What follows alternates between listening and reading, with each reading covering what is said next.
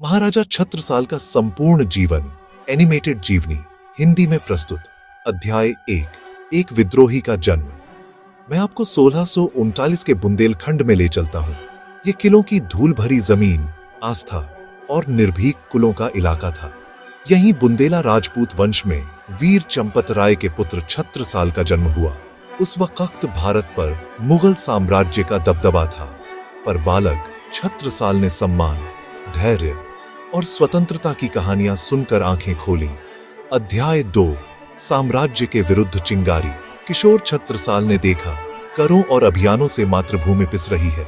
उन्होंने धनुष सीखा, फन सीखे और सबसे बड़ा पाठ अवज्ञा। कहते हैं युगवीरों से प्रेरणा लेकर उन्होंने प्रण लिया स्वतंत्र बुंदेलखंड गढ़ने का। अध्याय 3 ध्वज का उदय।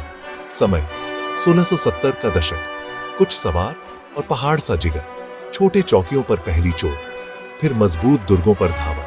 छापा मार वार घेराबंदियों में बदले, छोटी जीतें निर्णायक मोड़ों में। गांव साथ आए और मुखियाओं ने भी हाथ मिलाया। उसका ध्वज तेजस्वी और अधिक दीवारों पर लहराने लगा। अध्याय 4 योद्धा राजा का दरबार। विजयों को राजधानी चाहिए। छत्रसाल ने पन्ना को संवारा। कल्पना कीजिए, स्तंभित प्रकोष्ठ, आंगन में घुड़सवार, लिपिक, गायक, मंदिर और बावड़ियां।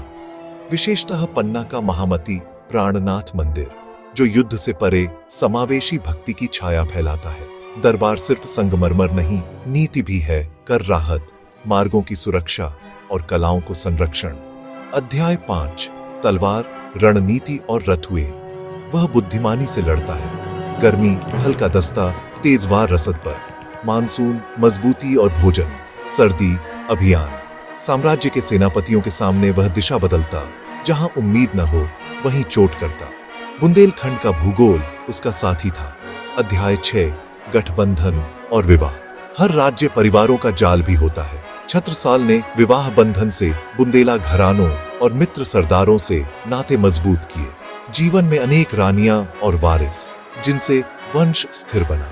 बाद की कथाएं युग नायकों से रिश्ते जोड़ती हैं। कुछ कहानियां उनकी पुत्री मस्तानी को विख्यात प्रेम कथा से भी जोड़ती हैं, पर इतिहासकार विवरण पर अभी भी विमर्श करते हैं। अध्याय 7 पन्ना की पुकार और सशक्त मित्र।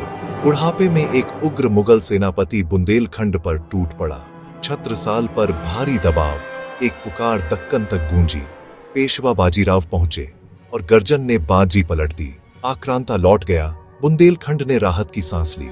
यह जीत से बढ़कर केंद्रीय भारत की शक्ति संतुलन रेखाएं बदलने वाली दोस्ती थी।